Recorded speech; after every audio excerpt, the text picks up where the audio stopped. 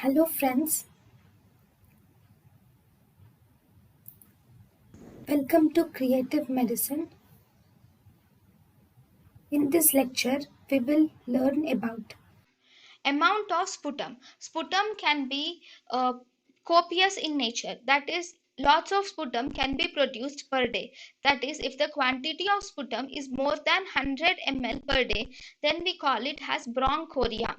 Copious sputum is if the sputum production is a lot, then we call it as copious sputum production. Copious production of sputum is mainly seen in It is seen in conditions like bronchiectasis, lung abscess. It is seen in empyema, which is rupturing the bronchus, in necrotizing pneumonia, and in alveolar cell carcinoma. Copious sputum production can be seen. Then, copious sputum production can be seen in these conditions. In some conditions, copious sputum production can be seen whenever the patient changes the posture. For example, when he bends to one side or when he sleeps on lateral position, then in bronchiectasis, there is copious production of sputum will be seen.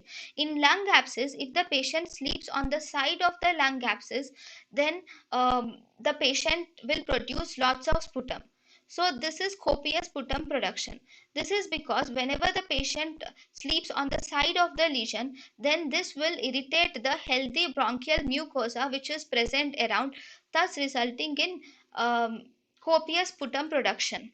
Sometimes large amount of colorless sputum production is mainly seen in alveolar cell carcinoma. thank you and thank you for watching.